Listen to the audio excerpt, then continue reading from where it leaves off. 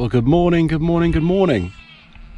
I'd like to start this video by paying an homage to one of my favourite motovloggers. Now, while I can't match the velvety voice, maybe I can match a gateway with a view. Surely Saddlebag 73, that's some pretty.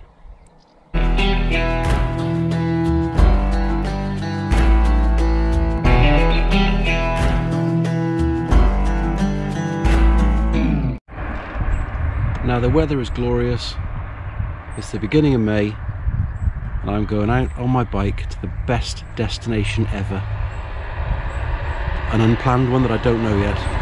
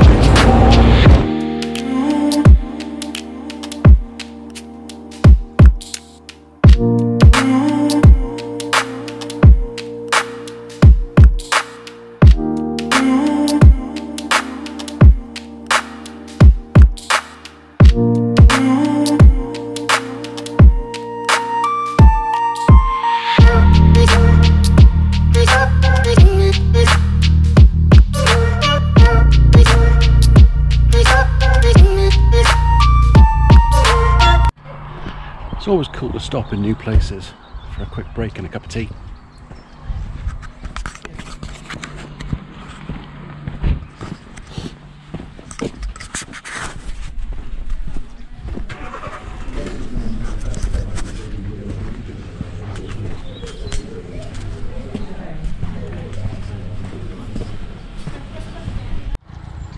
I didn't know Bristol made chocolate, but they do, so I'm going to try some. So I found a little picturesque spot here, which I'll show you. It's a farm shop, obviously attached to a farm. The pleasant weather makes it even more appealing. But I just wanted to talk about something. Now, I'm going to be brutally honest with you. It's a difficult subject because it evokes a lot of emotion in a lot of people.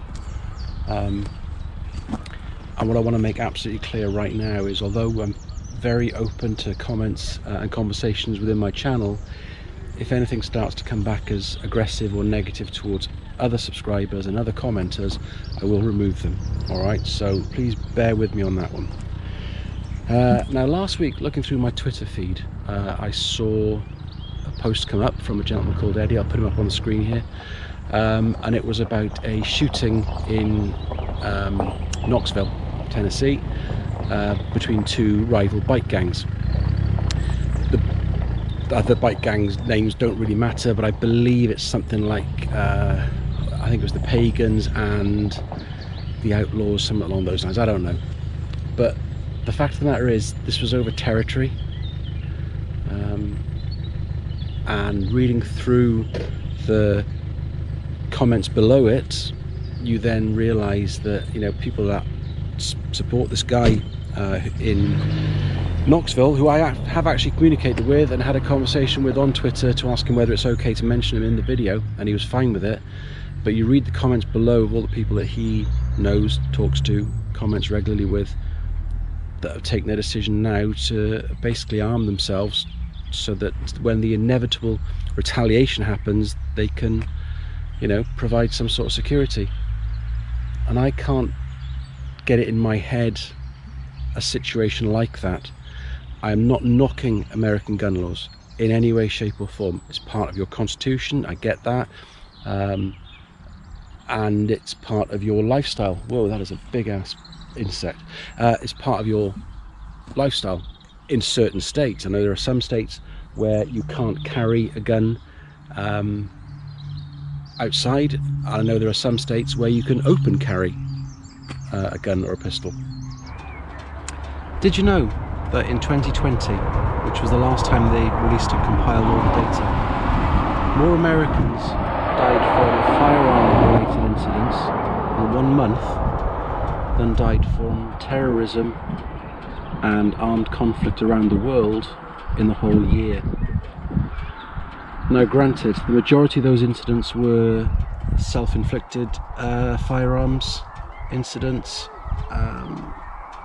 so you may well say they would have done it anyway. But would they have if the ability to get hold of such a devastating and final piece of equipment wasn't so easily available, and they had to risk something that isn't so final, a lot more painful, and is a lot more organising and planning? It's just a thought. Of course, on the flip side of that, more people died from obesity in America and from choking on food in America than died from firearms. So should we look to reduce or ban fast food establishments before we look to reduce or ban the number of firearms that are on the streets? It's worth thinking about. What you have to understand is that's really alien to us over here. Now, I'm not afraid of weapons. I've been trained to use weapons, but that's in a very safe environment, trained by very specialist people, so it's slightly different. But we don't get the gun culture over here. It's quite alien. The most we get over here with a biker gang fight is they'll have a quick punch up in the beer garden, a couple of Thatchers or lagers later on, they're all hugging each other, kissing and singing "My Old Man's a Dustman," and all getting on well. But things over there have obviously gone to the next level, which is quite scary when you do read about brothers, sisters, fathers, mothers and grandparents who are now talking about protecting themselves against the retaliation, which is a real shame. So 2 people have died, several others were injured, one of which seriously injured, but had nothing to do with either of the biker gangs. And I think that's what's quite sad about this, is that it affects a lot of people.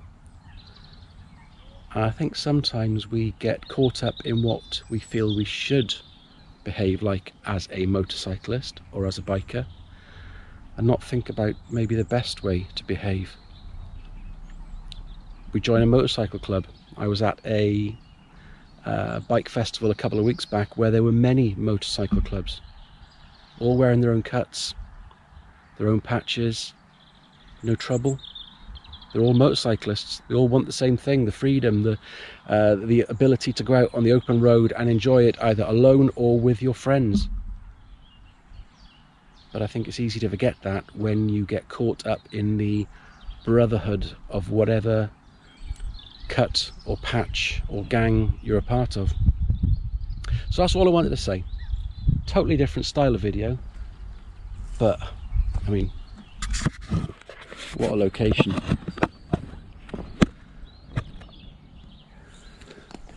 And the bike's over there, basking in the sunshine right now. So yeah, totally different kind of video.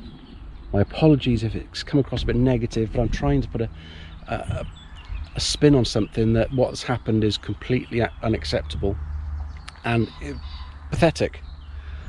You know, to have 2 people dead, 2 motorcyclists dead over